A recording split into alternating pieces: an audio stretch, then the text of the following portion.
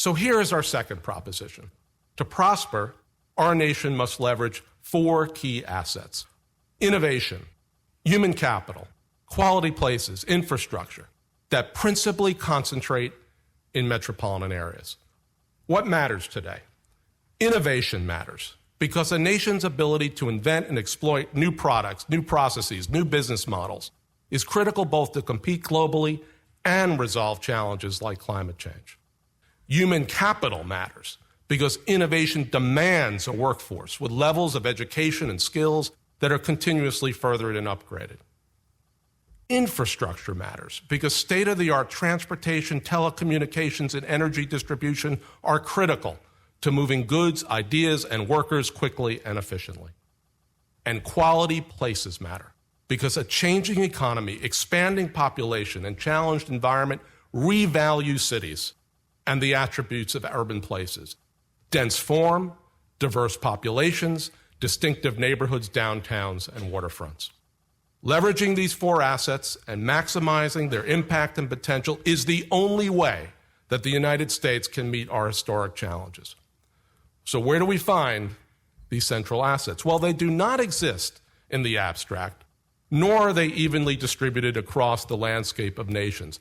Rather, they come together, gathered and strengthened in metropolitan places.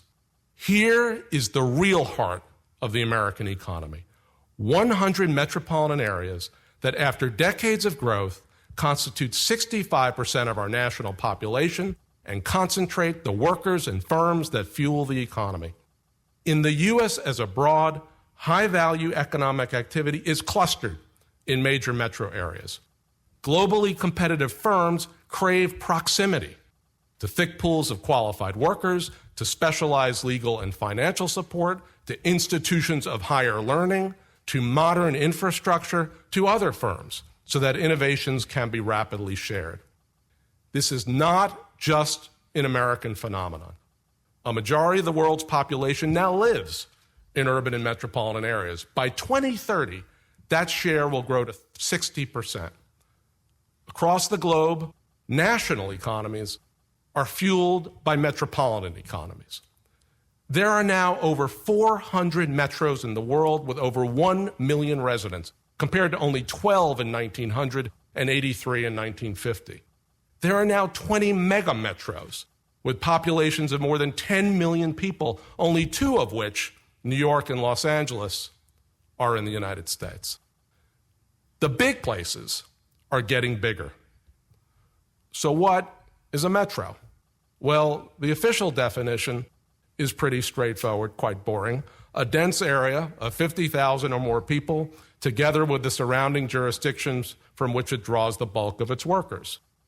But the best way to get a handle on this question is to view these places from the ground up.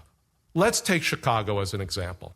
A humming, thriving economy with a population of 9.5 million people spread over 3 states, 1 major city, 6 satellite cities, 14 counties, and 554 separate municipalities and townships. In the past, we tended to focus on the differences between these jurisdictions. Yet these differences melt away under economic inquiry. The assets Chicagoland needs to compete nationally and globally are spread throughout the region. Major employment hubs, key colleges and universities, major hospitals and healthcare facilities, a network of parks and green space, and the infrastructure, airports, rail and transit, and the road network needed to move people and freight. The cumulative impact of these assets is stunning. The Illinois portion of Chicagoland contributes more than 78% of the state's economic output, but houses only 67% of the population of the state of Illinois. Incredibly, 93% of the state's economic output is generated by the state's 11 metropolitan areas. Illinois, like many other states, is a metro state. Now, Chicago's story is a fairly typical American narrative.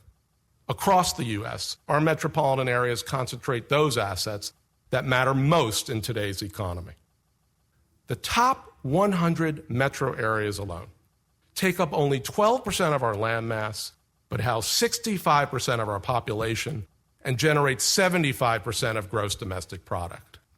On innovation, they produce 78% of all patents, 82% of NIH and NSF research funding, and 94% of venture capital funding.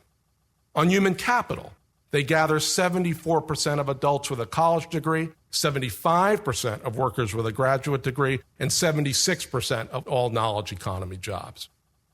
On infrastructure, they handle 72% of all seaport tonnage, 79% of all U.S. air cargo weight, and 92% of all air passenger boardings. And on quality places, they congregate 79% of performing arts establishments, 90% of our city populations, and 95% of public transit passenger miles traveled. With these assets, our major metros concentrate, not surprisingly, the economic clusters that drive our national economy. Motor vehicles in Detroit, Cincinnati, and the metros of the industrial heartland.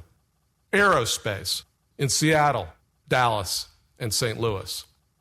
Pharmaceuticals in northern New Jersey, San Francisco, and the Research Triangle.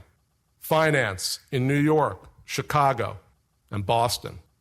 Information technology in Silicon Valley, Atlanta, and Washington, D.C. Energy in Houston, New Orleans, and Los Angeles, and so on, and so on, and so on. The bottom line is this: U.S. metros are driving not just our economy, but the global economy. But just as the economy is concentrated in major metros, so are many challenges. The constant pressure to innovate in the face of global competition. The legacies of the industrial economy, aging infrastructure, polluted lands, rivers, and lakes. The imperative of educating disadvantaged youth in inner cities and older suburbs. A shortage of housing that is affordable to workers, growing traffic congestion, and the environment-shaping effects of climate change.